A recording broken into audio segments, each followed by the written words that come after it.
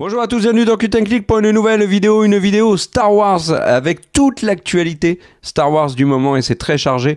Il y a eu la Star Wars Celebration à Tokyo au mois d'avril et plein d'annonces. Donc on va revenir dessus avec l'ami Greg et puis ensuite on va vous parler d'Andor saison 2 puisque les 3 premiers épisodes sont disponibles, on les a regardés. On va vous proposer dans la deuxième partie de la vidéo une petite critique sans spoil de ces 3 épisodes. Faut-il sauter sur Andor? Est-ce qu'on a des réserves? Que nous propose Andor de plus que les autres productions Star Wars? Bref, du Star Wars à gogo. Et pour en parler, bien évidemment, l'ami Greg. Greg, veux-tu être le Padawan ou le maître? Moi, je voulais qu'on soit amis. Tous les deux co-Padawan.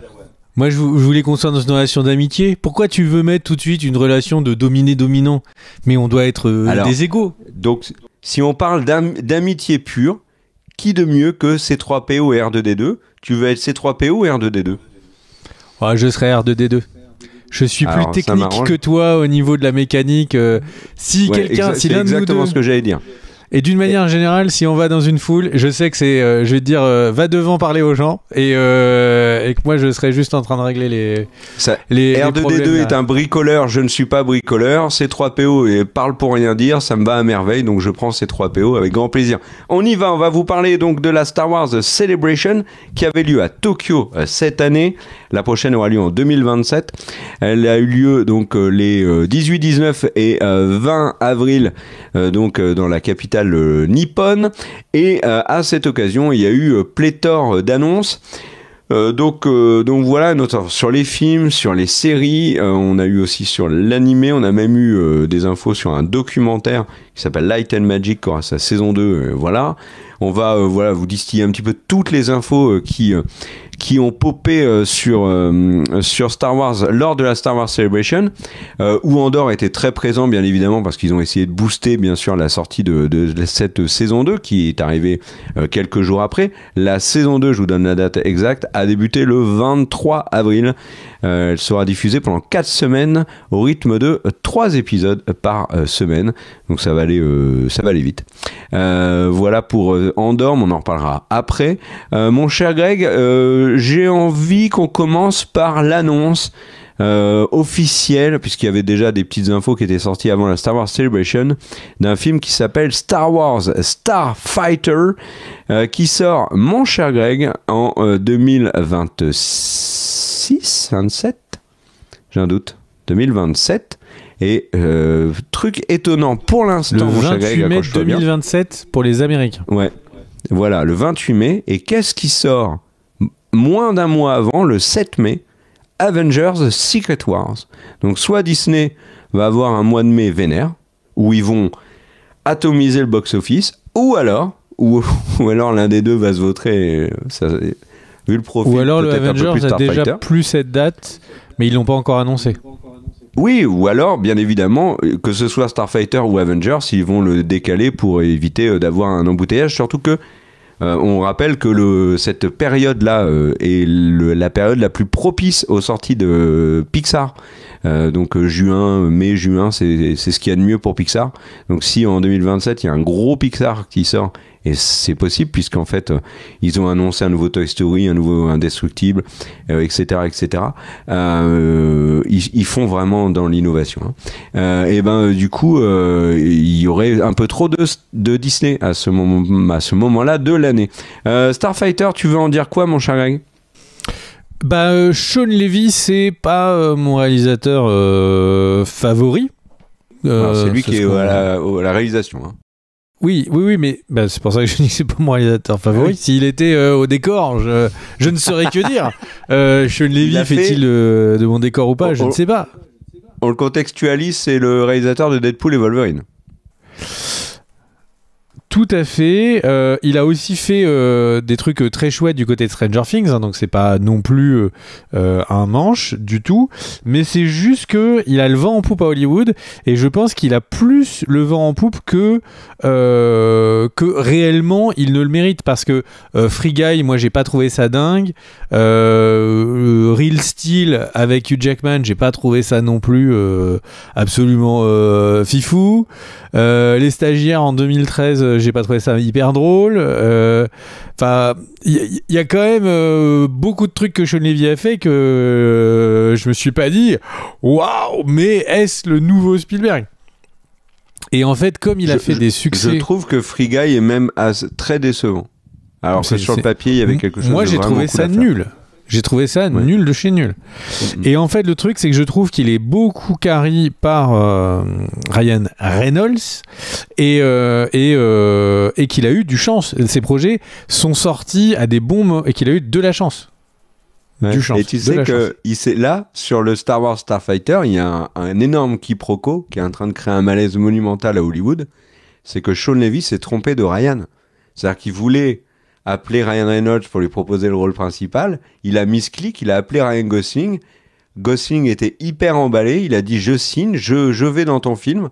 Et Sean Levy ne sait pas comment dire à Ryan Gosling qu'en fait, c'était pas lui, que c'était Ryan Reynolds. Et il nous a chargé, nous, de lui dire discrètement par le biais de cette vidéo, puisque Ryan Gosling regarde assidûment nos vidéos. Donc c'est bien Ryan Gosling qui sera le héros de ce projet. Et ce qui est un élément rassurant, parce que là où Sean Levy m'inquiète, juste je termine sur Sean Levy parce que j'étais lancé. Sean Levy en fait est quelqu'un qui a eu beaucoup de chance dans ses derniers projets. Deadpool et Wolverine, je pense que ça aurait pu être réalisé par à peu près n'importe qui de hockey. Le film était tellement attendu que c'était un carton assuré. Free Guy est sorti à un moment où c'était le bon moment. Il y avait peu de films à ce moment-là. On était avec les pandémies. Donc le truc, c'est que je trouve qu'il a une hype qui s'est créée très récemment à Hollywood en tant que yes man, mais qui fait des trucs qui marchent. Dommage, mais pas grave. Après tout, ils peuvent nous dire c'est un yes man et Ryan Gosling. On dirait why not en fait. Par contre, ce qui me rassure, c'est l'inverse. C'est Ryan Gosling a fait beaucoup de bons choix. Alors, il a fait Greyman, qui n'est pas le meilleur film du monde, ok. Mais sur le papier, on comprend pourquoi il a choisi le projet. Il y avait vraiment plein de choses qui mettaient le projet en vert. Et ça n'a pas été le cas, tant pis, dommage. Mais par contre, vraiment, je trouve que c'est un acteur qui a une filmographie assez exceptionnelle. Il se plante très très rarement. Même le Fall Guys c'est ça, Fall Guy? J'ai un doute. Ce film où il joue un... Non, Free Guy. Free Guy, c'est... Ah non, Fall Cascadeur, Fall Guy. Ouais. Et j'avais un doute avec le jeu. Et le truc, c'est que c'était un film qui était très chouette, en fait. Donc, il fait beaucoup de très bons choix. Donc, je pense que ça va mettre une vraie pression sur la production. Et Ryan Gosling, qui est acteur, qui n'a pas la main sur l'écriture, me donne plus envie de regarder le film que au contraire, le reste de l'équipe.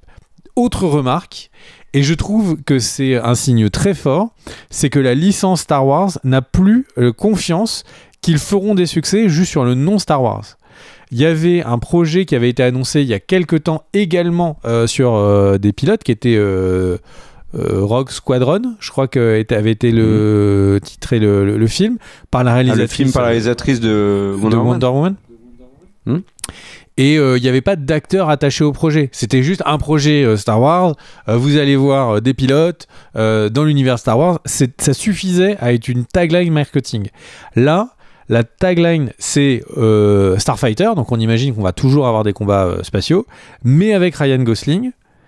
Et là, d'un seul coup, le projet il est plus intéressant. Et ça, c'est une vraie remarque parce que c'est un vrai changement de Hollywood où on avait Disney qui disait les gens viennent au cinéma pour les IP, pour les propriétés intellectuelles, pour les licences.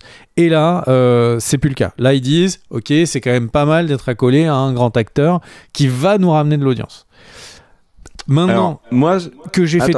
Là, parce que tu parles des trucs qui te rassurent. Ryan Gosling, je suis d'accord. Il y a un autre, élément qui me rassure énormément. Toi, un peu moins, parce que t'es un peu moins friand de ces séries-là. Mais c'est que le scénario a été confié à Jonathan Trooper, qui est le créateur et le papa qui a chapeauté complètement Banshee et Warrior, qui sont deux séries qui étaient excellentes et très très rythmées. Donc, et puis surtout qui cassent un peu des codes. Donc on peut avoir potentiellement un scénariste avec un scénariste qui va proposer autre chose, comme Tony Gilroy sur Andor propose des choses qu'on n'avait jamais vues dans Star Wars. Donc ça, c'est un élément positif. Ça fait 2 avec Gosling. Moi, Sean Levy, je suis mitigé, et je pense que tu as tout dit. Mais moi, il y a un élément... Alors, on ne connaît pas le détail du truc, mais là, comme ça, de but en blanc, j'ai envie de te dire que c'est un truc qui me refroidit sur le projet. C'est que le rôle principal féminin a été proposé à l'actrice Mickey Madison, qui vient d'avoir l'Oscar pour le film Anora, et que Mickey Madison, elle a dit non merci. Et si en début de carrière comme ça, elle refuse un énorme chèque de Disney, alors qu'elle n'a jamais eu de très gros rôles et qu'elle a le vent en poupe, donc c'est maintenant qu'elle doit les signer, soit ça veut dire qu'elle veut gérer sa carrière d'une autre manière, soit ça veut dire que le projet, elle y croit pas du tout. Franchement, je pense qu'ils n'ont pas de scénar. Donc, parce que Disney a fait beaucoup d'annonces ces derniers temps, ils n'avaient pas de scénar, ils avaient juste un pitch. Moi, je vois plus un jeune acteur, une jeune actrice qui est dans une logique de dire maintenant, est-ce que je veux gagner beaucoup d'argent vite, mais on en parlait avec la Scarlet Witch, elle est bloquée, elle n'arrive pas à trouver d'autres rôles. Chris Evans galère. Elle fait des très bonnes séries. Chris Evans galère à trouver. Non mais Chris Evans par exemple galère à trouver d'autres choses. Et en fait on voit que quand tu deviens un personnage d'une grosse licence, c'est plus difficile maintenant d'en sortir. Mais juste alors parce que là j'ai parlé de Chris Evans, c'est pas qu'il galère à trouver autre chose, c'est qu'il galère à trouver des bons projets, des succès depuis, mais il tourne comme un cochon. Hein. Oui, c'est sûr. Il enchaîne les projets. Bon, maintenant qu'on a parlé de tout ça, rentrons dans le cœur du sujet. Le pitch, c'est dans une époque dans laquelle on n'a jamais été au cinéma, donc ça c'est chouette. Pourquoi Moi j'ai juste après l'épisode 9. 5-6 ans après l'épisode 9, avec possibilité. Excuse-moi, excuse-moi, pas officialisé. Complètement. Je sais pas où j'avais lu que c'était une nouvelle époque jamais travaillée. C'est pas lui, c'est un autre. Ben, en fait, c'est pas t'as pas tard. C'est juste c'est juste 5 après ans l'épisode 9. On n'a jamais eu d'après l'épisode 9. Non, excuse-moi. Oublie, j'ai confondu avec un autre projet. Mais tu fais bien de me rattraper. Et du coup, ça se passe 5 ans après l'épisode qui n'existe pas 9. Et le truc, c'est que c'est concrètement des combats spatiaux. Il y a trop peu de combats spatiaux à l'image. Il y a trop peu de films qui ont des combats spatiaux stylés. Star Wars a produit quelques minutes à droite par-ci par-là, etc. Mais je trouve que ça manque énormément au cinéma. Bon, manque énormément, peut-être pas, mais que ça manque de pas avoir des films qui sont basés sur ça. Donc là, ils sont en train de me donner exactement ce que je veux. Petite mention aux vieux de la vieille qui ont pu faire des jeux vidéo comme les Wing Commander Prophecy ou les X-Wing versus TIE Fighter. Tous ces il y avait Alliance aussi. Il y a beaucoup de jeux vidéo qui étaient vraiment sur une logique d'escouade avec t'as tes mates qui t'appellent, etc. Et ça donne toujours des ambiances excellentes. Donc tout ça. Il y en a eu un il y a pas longtemps. Il y avait ouais, c'est vrai, mais c'est tellement des variations de ce qui avait été fait. En fait, ils prennent vraiment la même mise en scène que par exemple Wing Commander Prophecy. Mais ça marche. T'en parles, c'est pas du plagiat, mais c'est vraiment la même méthode. Et au final, ça marche énormément, quoi. Donc, j'ai hyper envie de voir ce film. C'est le projet après Mando et Grogu, dont on va parler dans quelques instants, que j'attends le plus de Star Wars, je pense, clairement. 2027, alors, c'est loin. Et ça a le temps d'être reporté 10 fois. Et je vais juste, mon cher Kerr, terminer en disant que pour une fois, ils nous donnent des dates qui ont du sens. C'est-à-dire que s'ils ont un pitch solide, qu'ils ont déjà missionné le scénariste, qui nous font pas 50 versions du scénario, 2 ans pour aller droit au but, c'est serré. Ça sous-entendrait que c'est pas un énorme budget, mais c'est possible. Quand on a des projets de Rey où c'est annoncé genre à 1 an et demi et qu'ils nous disent on n'a rien du tout mais on a l'actrice, on savait déjà que Rey ça allait être chaud. Alors tu dis 2 ans pour aller droit au but, je me permets de te corriger, droit au but c'est pas Star Wars, c'est l'OM. Alors moi je vais donner mon avis sur le projet. J'ai pas la ref, foot c'est pas mon truc. Bah c'est marqué sur le maillot Olympique de Marseille, droit au but, c'est pour ça que je dis ça. Bon, enfin bref. Mon avis sur le film, est-ce que je suis chaud ou pas ? Je trouve qu'on a un peu trop on n'a pas assez d'infos, donc on verra le truc. Moi j'ai été vacciné par des projets qui m'emballaient beaucoup et qui au final étaient décevants, donc j'ai pas envie de m'hyper comme ça qui vient du verbe hyper, hein, vous pouvez checker dans le bled, il n'y a pas de problème. Le truc, c'est que dans le Becherel, pardon. Le truc, c'est que le projet la Starfighter, moi, je pense aussi vu le moment où ça se passe, c'est-à-dire juste après l'épisode 9, j'ai obligé de penser à ce qui a été annoncé sur la trilogie sur Rey. On en parlera probablement après, mais globalement, est-ce qu'il n'utiliserait pas Starfighter qui est présenté et très clairement présenté comme un film standalone? Si Starfighter fonctionne, est-ce qu'il n'irait pas chercher des personnages de Starfighter pour les intégrer dans la trilogie sur Rey? Ça parle de remettre des personnages de la postologie dans Starfighter pour peut-être aussi que ça fasse une passerelle vers la trilogie vers Rey. Est-ce que ça permettrait pas à Starfighter de relancer la machine sur la trilogie de Rey qui est au point mort?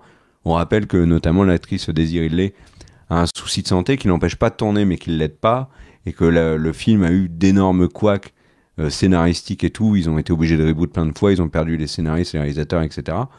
Donc là, pour l'instant, c'est le chantier le plus total.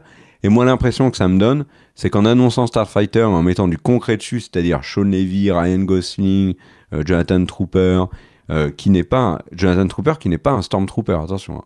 Et ben là, c'est du concret Starfighter. Et du coup, ça pourrait leur permettre de dire bon, là, on va se focus sur un truc à côté parce qu'on est dans le bousin à côté avec la trilogie sur Rey.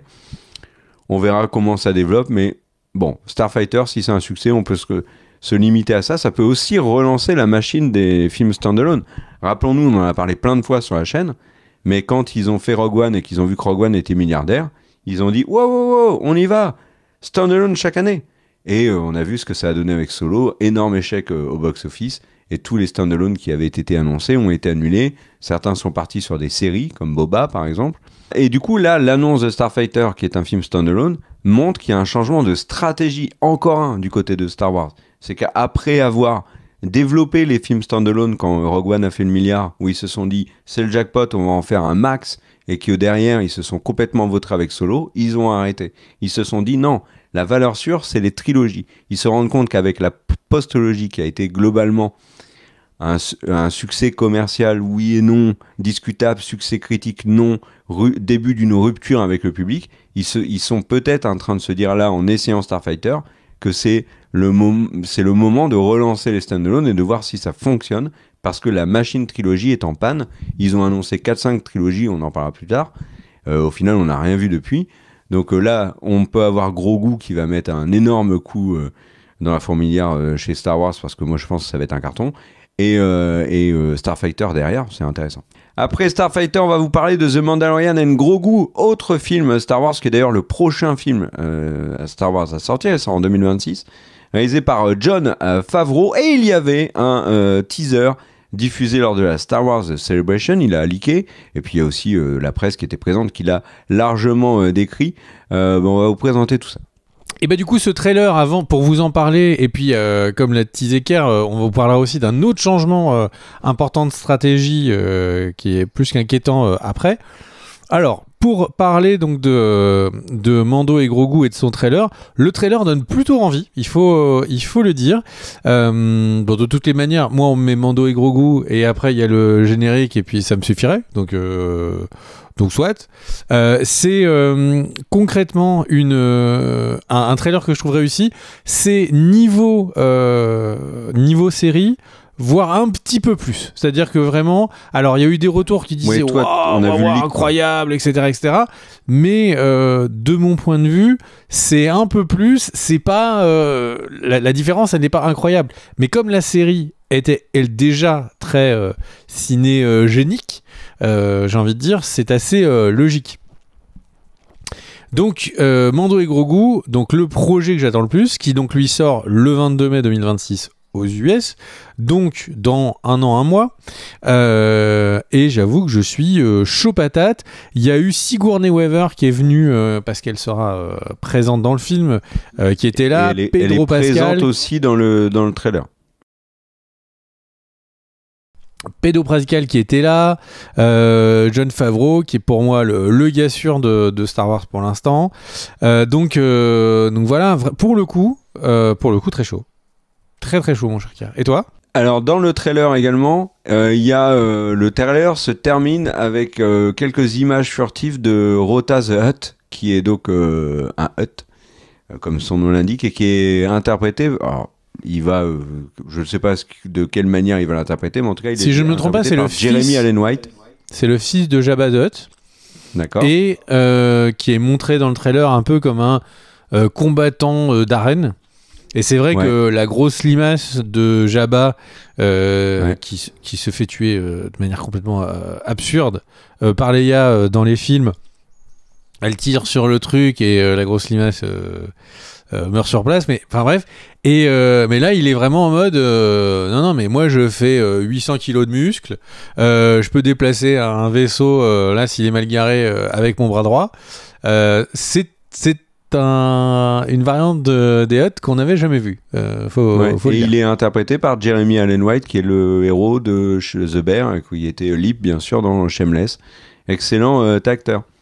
Ça a été évoqué lors de la Star Wars Celebration, mais ça n'est pas un projet officiel, c'est juste une déclaration comme ça qui a été balancée par Dave Filoni et qui fait écho à des rumeurs qui circulent depuis un bon moment maintenant et qui faisaient écho aussi à des déclarations du principal intéressé.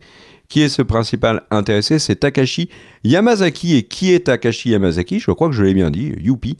Eh ben, c'est le réalisateur de Godzilla Minus One, qui avait dit lors d'une interview qu'il était absolument fan de Star Wars et qu'il était devenu réalisateur grâce à Star Wars et qu'il espérait, il avait dit dans une interview, qu'il espérait un appel de Lucasfilm. Et ben, figurez-vous que Dave Filoni, qui est aujourd'hui un rôle monumental au sein de Lucasfilm, et Dave Filoni a parlé de ça. Il a dit qu'il aimerait énormément travailler avec lui sur Star Wars, mais que la seule condition c'était vraiment de le laisser travailler libre. Alors, bon, on verra s'ils arrivent à aller jusqu'au bout des choses. Après, Tony Gilroy sur Andor, il y arrive très bien, donc pourquoi pas. Mais il a néanmoins calmé un peu les ardeurs des fans, puisqu'il a expliqué que là, pour l'instant, le réalisateur de Godzilla Minus One était particulièrement occupé sur le tournage du nouveau Godzilla. Donc voilà pour ça, mon cher Greg. Passons maintenant aux séries et aux animes. Parlons des films qui n'ont pas été annoncés. Ah oui, bien sûr. Alors, faisons un petit récap sur les films qui ont été annoncés par le passé et qui bizarrement ont disparu de ce line-up.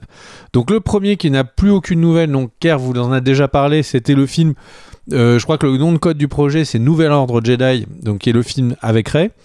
Donc c'est une trilogie même. Pas de news pour l'instant. On a évidemment l'origine des Jedi qui était avec... j'ai oublié le nom du réalisateur. C'est de James Mangold, mais on n'a pas le d'acteur. James Mangold, exactement.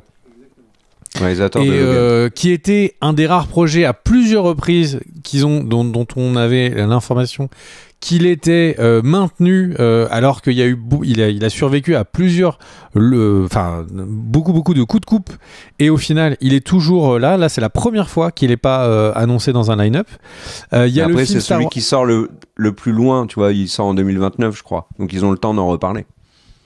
Oui, mais c'est très étonnant, je trouve, de ne pas parler de ça, puisque, faut quand même le dire, mine de rien, je trouve que c'est pas très fort, ces annonces. Il y a beaucoup de choses qui sont annoncées, qui sont quand même beaucoup de choses mineures, on viendra dessus après, donc je trouve que c'est vraiment une des Star Wars Célébration qui a le moins d'annonces costauds, mais bon. Donc il y a le film Star Wars de Taika Waititi, qui a été annoncé comme coupé, puis maintenu, puis c'est le seul qui reste, puis il n'y a plus rien, etc. Fait est que là maintenant, il n'y a pas de nouvelles. Et le film, alors celui-là ça fait vraiment longtemps, c'était le film sur Lando, dont le développement était bloqué en écriture et dont on n'a plus de nouvelles depuis, je crois, c'était l'année après la sortie de Star Wars 9. Donc on en est une très, petite très info sur James Mangold. Je suis certain que le projet Star Wars il était crédité dans les projets à venir sur IMDb et c'est plus le cas. Donc, est-ce que ça veut dire quelque chose? Est-ce parce que IMDb a aussi une version pro au niveau du référencement des projets, etc. Est-ce que ça veut dire qu'ils ont eu des infos comme quoi le projet était en stand-by? Voilà. Écoute, je ne sais pas. Il y a Star Wars The Rogue Squadron qui a été reporté indéfiniment. C'est littéralement le truc, c'est indéfini. Donc ça sent pas bon. Et la trilogie de Rian Johnson qui est sans aucune annonce, mais à chaque fois que Kathleen Kennedy est interrogée, elle dit que ce n'est pas annulé. Avant que tu nous parles des séries, je vais parler tout de suite du petit docu qui a été annoncé, saison 2 de Light and Magic, donc qui est le docu sur les trucages, les effets spéciaux faits par ILM, Industrial Light and Magic, la branche effets spéciaux de Lucas. Et voilà, pas mal d'interviews de personnes qui sont des réalisateurs comme Ron Howard ou l'acteur qui a fait Jar Jar Binks. Donc pas mal de monde. Passons maintenant aux séries, mon cher Kerr. Alors tu as parlé de Andor, déjà pas mal. La critique, je le rappelle, on critique les 3 premiers épisodes dans la dernière partie de cette vidéo. Et pour les autres projets séries, mon cher Kerr, à moins que tu veuilles rajouter quelque chose sur Andor avant qu'on passe à la suite. Non, sur Andor tout va bien. Par contre, mon cher Greg, j'ai envie de te parler des autres séries. Je vais commencer par Ahsoka, la saison 2. Il y a eu des infos, des visuels d'ailleurs qui ont été montrés. On voit notamment la première apparition de Rory McCann en Belan Skoll. Vous savez que l'acteur, qui était d'ailleurs excellent dans Ahsoka, c'était vraiment lui qui était au-dessus de tout le reste, qui était donc Ray Stevenson, est décédé peu de temps après la diffusion de la série. D'ailleurs, je me demande si c'était pas pendant la diffusion. Ray Stevenson, qui était un acteur que nous adorions parce qu'il avait joué Titus Pulo dans Rome et qui était très bien dans Ahsoka. Et ben, il a été remplacé donc par Rory McCann, que vous connaissez tous, sauf si vous n'avez jamais vu Game of Thrones. Pourquoi ? C'est le limier tout simplement, et donc les premières images sont très rassurantes. Daniel va vous les montrer. Voilà, il y a d'autres infos. Hayden Christensen annoncé qu'il reviendrait en Anakin. On sait également que Thrawn va revenir, c'est pas une surprise. L'amiral Akbar, mon cher Greg, sera dans la saison 2 de Ahsoka. Et c'est marrant parce que quand il a vu la saison 1 et qu'on lui a proposé de jouer dans la saison 2, il a dit « It's a trap !» Et il y aura également Zeb, un personnage fort connu de Rebels, qu'on avait aperçu très brièvement dans une des séries live action. Donc voilà, c'était dans Mando et Grogu, dans The Mandalorian, si je dis pas de bêtises. Donc voilà pour Ahsoka, donc qui devrait avoir un rôle important dans le Mandalorian verse, bien évidemment, parce que ça développe tout ce qui est Throne. Donc voilà. T'as un truc à rajouter sur Ahsoka ou t'es comme moi, moyennement emballé? 8 épisodes, tous écrits par Dave Filoni. Beaucoup d'images ont été diffusées, à la fois des bouts de la saison 1 qui n'avaient pas été diffusés, mais à la fois ils ont beaucoup parlé de la pré-prod de la saison 2. Je suis pas hyper chaud pour Ahsoka, mais ils peuvent toujours, j'ai envie de dire, s'améliorer. C'est déjà arrivé, donc pourquoi pas. Bref 2 est meilleur que Bref 1. Oui, mais bref. La comparaison absolue. C'était pas trop le cas d'Ahsoka, qui moi m'avait énormément déçu. Il y a eu pas mal d'infos au niveau des animes. Est-ce que tu veux les balancer, mon cher avec ces infos? Oui, alors je vais vous les lancer toutes d'un coup, attention, désolé si y en a certaines qui vous passent au-dessus de la tête. Alors, on commence par la grosse annonce, Maul Shadowlord, donc une série sur Darth Maul. Ça va se passer entre ce qu'on a pu voir de lui dans Rebels et ce qu'on a vu de lui dans Clone Wars. Donc c'est après que Palpatine lui botte les fesses à lui et son frère. Et du coup, on peut imaginer que c'est à peu près ce qui aurait dû être développé donc à la fin de Star Wars Solo. Il y avait une scène post-générique avec Darth Maul. On comprend qu'on va voir Darth Maul en patron de la pègre. Et ça a l'air d'être sur ça. Il y a aussi des informations sur le fait qu'il est une Padawan, un Dark Apprentice. Voilà. Et c'est une Twi'lek rouge. Oui. Et voilà, l'apprenti, c'est une Twi'lek rouge. Et alors, l'autre truc qui a été dit au moment de l'annonce et que j'ai trouvé très intéressant, c'est qu'ils veulent inclure dans le projet des idées qu'avait développé George Lucas et que George Lucas n'a jamais utilisé pour l'instant. Et la grosse rumeur, c'est que mais ça ça, en Dark fait, Talon, le méchant. Ça, en fait, c'est un truc qui me chauffe. En fait, c'est comme quand tu sais, on sort la musique perdue des Beatles, de Prince, de je sais pas quoi. En fait, souvent, c'est pas une musique qui est perdue, c'était genre une musique qu'il aimait pas, qu'il voulait pas montrer. Et du coup qui n'avait pas été développé pour ça. Donc je trouve que c'est vraiment un argument un peu à double tranchant. Peut-être que c'était des idées ouf qu'il voulait développer dans autre chose, peut-être, mais souvent les idées comme ça qui sont juste des idées kill, c'est souvent parce que le créateur les trouve pas dingues. Sam Withers, qui est un fan favorite, qui est très présent dans la communauté Star Wars internationale, qui est très très fan de Star Wars aussi, expliquait qu'il y avait beaucoup d'idées qui avaient été refusées de développement par les équipes de Clone Wars, parce que justement il y avait toujours eu l'idée d'avoir peut-être un show Darth Maul. Ce qui est quand même marrant, parce que pour le grand public, Darth Maul il est déjà mort. Et le mec il est revenu dans Clone Wars, il est revenu dans Rebels, et dans Solo, tout ce que le grand public n'a pas vu. Et donc voilà, je trouve ça marrant. L'anime d'après, c'est Star Wars, l'aventure des petits Jedi, saison 3. Voilà, que je vous déconseille globalement, qui est vraiment pas bon pour vos enfants. Donc Star Wars Vision saison 3 a été annoncée. Cette fois-ci, il y a Shinya Ohira, qui était le réalisateur de Black, qui va faire son épisode. Takanobu Mizuno, réalisateur de Duel Playback, qui est du studio Kamikaze Douga. Il y a Hitoshi Haga, qui sera de Lost Ones, du studio Kinema Citrus. Masaki Tashira, qui fera Yuko's Treasure, de Kinema Citrus. Tahadihiro Yoshihira, réalisateur de Bird of Paradise chez Polygon. Naoi Shotoni de Ninth Jedi, Child of Hope. Alors ça, on va parler du Ninth Jedi dans quelques instants, parce que là, il y a beaucoup, beaucoup plus à dire. Et après, il y a Kobayashi Otsuga de Trigger et Yamato de Wit Studio. Donc encore une fois, beaucoup, beaucoup de gens.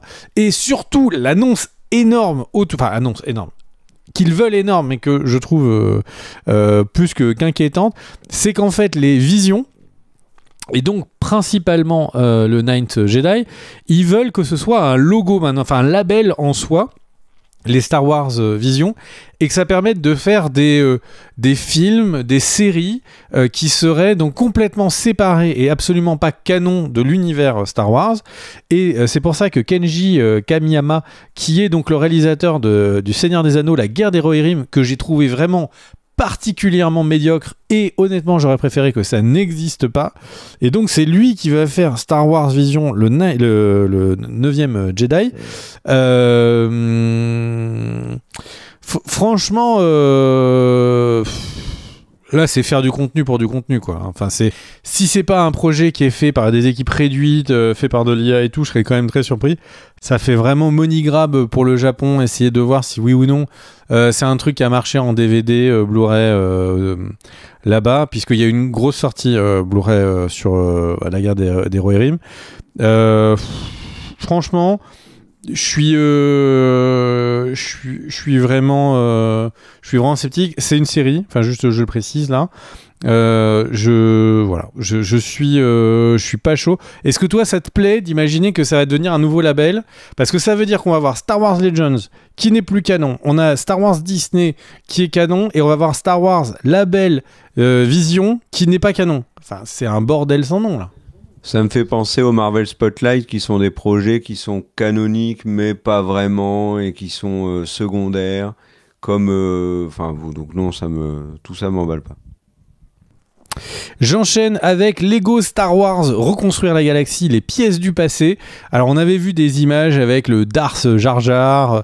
Il y a un petit engouement autour de la série de Star Wars, enfin de ce Lego Star Wars. J'essaie de vous retrouver la date de sortie. C'est mon cher Kerr. Attends, hop, je le reprends dans mes notes. C'est production en cours, et c'est devrait sortir en septembre 2025.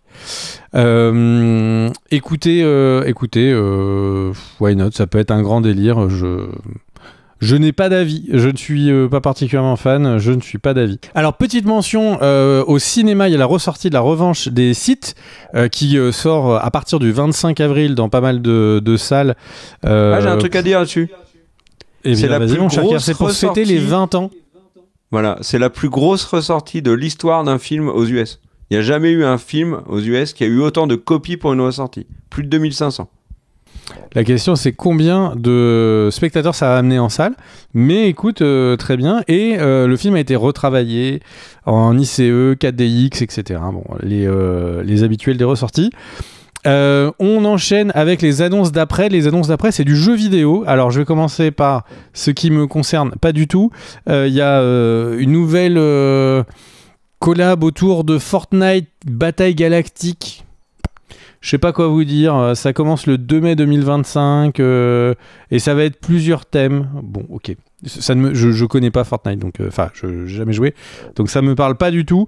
Et il y a un jeu qui va s'appeler Star Wars Zero Company, qui est donc un jeu solo qui va sortir avec le studio Respawn. Mon cher Kerr, est-ce que ça te chauffe celui-là? Bah, tu en avais déjà parlé, c'est le jeu XCOM. Donc oui, ça par contre pour le coup c'est intéressant. À voir ce que ça donne, quoi. Il faut aimer le style de jeu aussi. Hein. C'est loin d'être grand public, XCOM. Ouais, c'est un jeu stratégie très long et c'est l'histoire. C'est à la fin de la guerre des clones, on incarne Hawk, ancien officier de la République à la tête de la compagnie Zero, une équipe de professionnels excentriques recrutés dans toute la galaxie, et ça sort en 2026 sur PC, PS5 et Xbox Series X et S. Voilà. Et accessoirement, ce type de jeu par les gens qui ont fait ce jeu-là dans leur studio précédent ont été rendus disponibles sur iPad. Voilà. Pour la petite annonce, peut-être que ce sera l'après de la vie de ce titre. Ouais, et Andorre, moi j'ai une dernière news. Vas-y. Toi, t'as fini? J'ai tout fini et on peut passer à Andorre, mais après ta news. Alors, ça n'a pas été évoqué lors de la Star Wars Celebration, mais ça a été sorti par Variety ou Deadline, donc c'est extrêmement fiable. Il y a une série télé Star Wars qui, pour l'instant, le sujet est complètement secret, mais qui est bien en développement, qui est pendu, qui est donc géré et écrit par Carlton Akers de Lost, qui ont travaillé sur Lost et Watchmen. Donc, ils travaillent sur une série Star Wars mystérieuse. C'est des noms qui inspirent la confiance. Donc on verra déjà, si ça va aller au bout, parce qu'il y a plein de projets qui sont annoncés qui vont pas au bout, et deux, on verra ce que ça donne et de quoi ça va parler. Voilà mon cher Greg. Passons à Andorre et donc la diffusion des 3 premiers épisodes de la saison 2. Saison 2 très attendue par les fans de Star Wars, moins par le grand public, parce que Andorre, même si elle a eu un succès critique évident, et notamment pour la deuxième partie de la saison 1, où beaucoup de gens, nous y compris, avons dit que c'était moi en tout cas j'avais dit que c'était le meilleur de Star Wars, qualitativement parlant, parce que Tony Gilroy avait fait des choses exceptionnelles.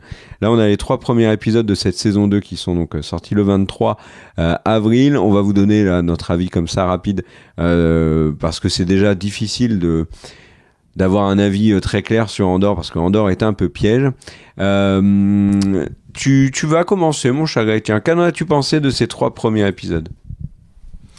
Alors, moi, j'ai beaucoup aimé. Le truc, c'est que si vous allez regarder la critique qu'on avait fait de début de saison sur Andorre saison 1, j'avais dit que vraiment Andorre, je m'étais endormi et j'avais eu énormément de mal à m'intéresser aux intrigues, et c'est en fait, et j'ai coupé pendant plusieurs mois avant de regarder la suite, la deuxième partie de la série. Je m'étais arrêté juste avant The Eye, qui pourtant est l'épisode qui fait démarrer la série pour la saison 1, et franchement, heureusement que les gens m'ont poussé à la regarder, parce que la deuxième partie de la série est hyper qualitative, toi effectivement aussi, et le truc c'est que la réalisation est beaucoup plus ouf, l'enjeu est beaucoup plus ouf, les personnages sont beaucoup plus ouf, et j'ai eu certes pas l'impression d'avoir, à part l'histoire du personnage, de ce rebelle et de Axis qui monte et tout, mais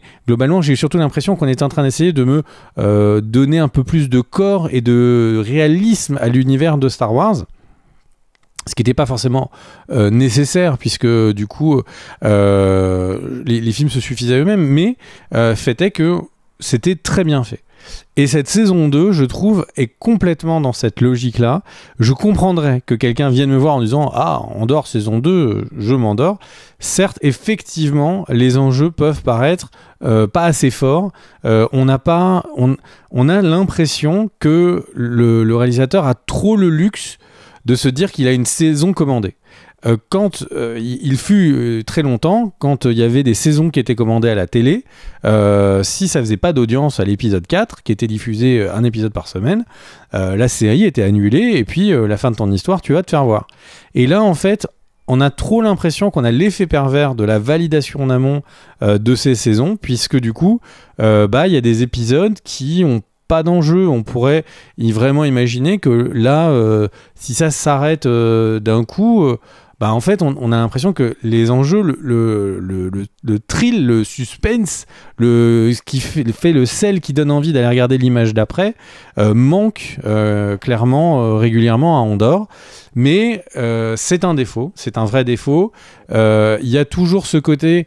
on va d'une petite histoire Star Wars qui donne du contexte. On a une histoire qui nous dit un petit peu comment l'Empire reçoit des ressources de ration et comment c'est fait à ce niveau-là. Comment les riches vivent au niveau pendant une époque où c'est totalitaire. On voit toutes ces réalités apparaître de quelqu'un qui s'est dit mais comment je peux donner encore plus de corps à cet univers et le rendre encore le toucher du doigt pour le rendre de plus en plus réel. Et comme je suis fan de cet univers, je suis complètement partial et je suis complètement OK pour ne pas avoir suffisamment... Et je suis complètement d'accord pour pas avoir suffisamment de suspense qui serait pourtant un élément très négatif dans n'importe quelle autre série. Mais là, j'aime tellement l'univers que juste la proposition de me montrer une succession de petits univers dans cet univers que j'aime tellement me suffit. C'est très bien joué, c'est beau, c'est bien réalisé, les costumes sont souvent magnifiques, on sent l'effet de la réalisation par le volume. Vous savez, c'est ces grands panneaux de LED qui font qu'on a vraiment l'impression que les décors en fait sont construits jusqu'à 4 mètres derrière eux et qu'après c'est un écran. Il y a certaines fois où c'est même un peu loupé, je trouve, mais c'est vraiment très joli.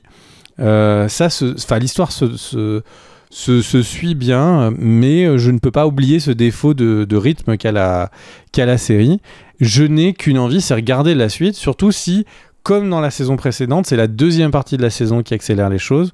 En tout cas, là, c'est chouette. On n'est pas sur un drame personnel de Mon Mothma qui nous prend au corps comme un drame coréen indépendant et tout, mais je trouve qu'on a suffisamment de ces petits éléments des personnages qui deviendront très importants dans la saga Star Wars. Et toi, mon cher Kurt, t'en as pensé quoi ? Je suis mitigé, mais en même temps, je juge pas de manière trop hâtive parce que Andor saison 1 avait fait un petit peu la même chose et en fait tu faisais le comparatif avec les séries qui avaient la pression de l'audience hebdomadaire. En fait là, Tony Gilroy, qui est déjà un excellent artiste, ne l'a pas, et donc il fait vraiment à sa sauce et il construit son Andor comme il veut. Il est d'ailleurs très très ambitieux. Accessoirement, la presse américaine a vu toute la saison et les critiques sont dithyrambiques, donc du coup c'est rassurant. Le truc, c'est que ça commence doucement, il met en place doucement ses intrigues, mais je vais les laisser se développer. Il y a des choses qui m'ont un peu rendu perplexe. On va dire le passage dans la forêt de Cassian. Après, bon, c'est lié à aussi un autre aspect de la série que je vais évoquer après, mais pour l'instant, j'ai pas eu l'impression d'avoir une série waouh où je me suis vraiment intéressé, et je me suis fait la remarque honnêtement, si c'était pas Star Wars et si c'était surtout pas Andor, j'aurais arrêté à la fin du premier épisode, parce que y a d'autres séries actuellement qui m'intéressent plus ou qui démarrent mieux, etc. Donc Voilà, après tu l'as dit, c'est très propre, c'est bien interprété. J'adore Adria Arjona, Diego Luna est très bien aussi.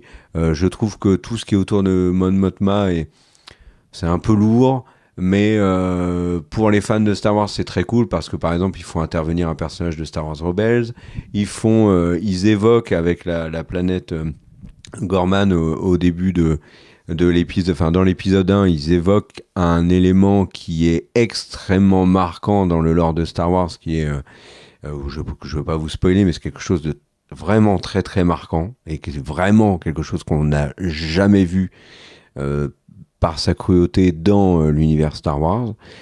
Donc voilà, et du coup ça me permet de faire la transition vers le truc qui m'a sauté aux yeux, mon chat grec, dans Andorre, c'est qu'en fait Tony Gilroy, quand il a créé Andorre, c'était une petite série Star Wars sur le côté. Donc du côté de Disney, on l'a laissé bosser tranquille. Et il en a fait ce qu'il voulait. Et Tony Gilroy est un artiste, et en plus c'est un artiste engagé. Il a ses idées et il les développe. Et il a utilisé Andorre et utilisé Star Wars pour développer des thématiques qui sont chères à l'humanité actuelle, à notre époque contemporaine. Et c'est exactement ce qu'il fait avec Andorre saison 2, c'est encore plus criant. Et moi, il y a un truc qui vraiment m'impressionne dans Andorre et m'a interpellé, c'est le fait que Tony Gilroy utilise la licence Star Wars pour raconter ses histoires à lui, les choses qui l'intéressent, qui sont liées à notre histoire contemporaine, là maintenant, mais pas à l'univers Star Wars. En fait, j'ai l'impression que très souvent, dans Andorre, pardon, Star Wars n'est qu'un prétexte pour Tony Gilroy. Et un élément qui est incroyable, c'est que si vous regardez les autres séries Star Wars et autres films Star Wars, les extraterrestres humanoïdes sont très présents, ils ont un vrai rôle, ils ne sont pas dans le décor. Or là, dans Andorre, on les voit quasiment pas, ils apparaissent brièvement, mais aucun n'a un vrai rôle dans ces 3 premiers épisodes. Moi, c'est criant. Il y a des humains partout.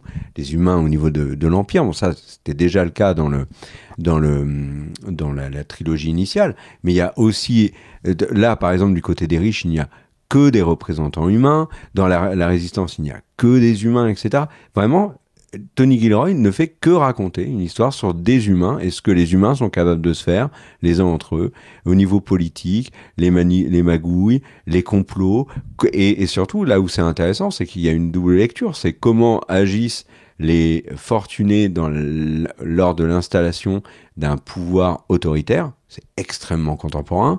Comment s'organise une résistance dans ce contexte-là? Il avait déjà développé la thématique de la prison qu'on n'avait jamais vue dans la saison 1. Là, il continue et c'est pour ça que moi, je vais le laisser continuer. Ok, je suis pas méga chaud parce qu'il m'a montré sur les 3 premiers épisodes, même si la fin du 3 est très bonne. Mais le fait qu'il fasse ça, moi, je trouve ça impressionnant. Le fait qu'il va développer Gorman, ça va être quelque chose qu'on n'a jamais vu et qui va marquer. Et là, il a fait quelque chose qui a beaucoup marqué et qui a été beaucoup commenté par la presse américaine. Il a littéralement introduit... Alors, il fait des trucs qu'on n'avait pas vus. Genre, par exemple, la cuisine dans des petits appartements impériaux à l'écran, on n'avait pas vu. Dans les jeux vidéo, on avait vu des trucs comme ça, mais... là, quand on a le couple qui fait la bouffe pour un repas de famille... Ils se font une petite fondue. Ouais, c'est complètement dingue. Tu vois, ça, c'est des trucs qu'on n'avait pas vus. Il y en a d'autres, des exemples comme ça. Mais moi, le truc qui n'est absolument pas Star Wars, mais qui est contemporain et qui est malheureusement contemporain et qui c'est qu'il y a une agression sexuelle. On n'avait pas vu ça dans Star Wars. Et là, Tony Gilroy le fait. Il fait du Star Wars, mais du Star Wars complètement différent. Et ça, pour le coup, c'est chapeau bas parce que c'est très bien parce qu'il aborde des sujets contemporains, il condamne, il développe ses idées, c'est son regard à lui. La prison, c'était tout à fait le cas. Le concept de liberté, de ce qu'on accepte ou pas, de la soumission, là maintenant de la résistance. Enfin vraiment, Star Wars pour lui est un prétexte pour raconter une histoire qui est beaucoup plus importante pour lui que la simple utilisation de la franchise. Et c'est mine de rien, c'est malin parce que il ne maltraite pas en plus la franchise Star Wars en faisant ça. Il la piétine pas. Rian Johnson, avec ses idées dans Star Wars épisode 8 et les derniers Jedi, il a cassé des éléments qui étaient importants du mythe Star Wars. qu'on soit d'accord ou non, la question n'est pas là, mais il avait cassé des choses. Là, pour le coup, Tony Gilroy ne casse rien, mais fait vraiment du neuf, et c'est intéressant, c'est vraiment louable. Donc, du coup, je vais lui laisser sa chance, bien évidemment, à cette saison 2 d'Andor et à Tony Gilroy, parce que il a déjà montré dans la saison 1 que on aurait été quand même sacrément bien bête de s'arrêter au premier épisode et de pas avancer. Donc, voilà. Hâte de voir la suite aussi. Hâte de voir la suite. Intrigué par la suite. Mais bon, j'ai pas passé un incroyable moment devant ces 3 premiers épisodes, je dois te l'avouer. Voilà mon cher Greg, est-ce qu'on a fait le tour de ces news Star Wars? N'hésitez pas à donner votre avis, vous, sur Andor dans les commentaires. Qu'est-ce que tu veux rajouter d'autre, mon cher Greg? Eh bien, merci mon cher Kerr pour cet avis. Et petite dernière info, Kathleen Kennedy a voulu adresser les rumeurs sur son départ quand elle était sur scène. Et elle a dit qu'elle n'était pas prête de partir, qu'elle n'avait pas prévu de prendre sa retraite et qu'elle resterait là. Donc voilà, en tout cas, elle a décidé de réaffirmer sa place chez Disney et particulièrement donc chez Lucasfilm. Merci à tous d'avoir suivi cette vidéo. Merci particulièrement à tous ceux qui partagent, like la vidéo, ceux qui mettent des commentaires bien sûr et ceux qui mettent des commentaires juste pour le référencement également. Et un merci particulièrement appuyé à tous les tipeurs qui soutiennent la chaîne.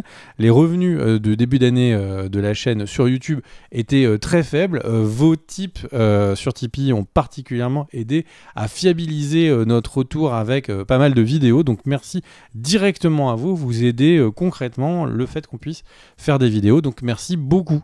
Voilà. Des bisous à tous. On se retrouve très vite. Et pour un rythme de vidéo que, comme vous avez dû le voir, qui est beaucoup plus soutenu qu'avant. Et ça nous fait plaisir de pouvoir en faire autant.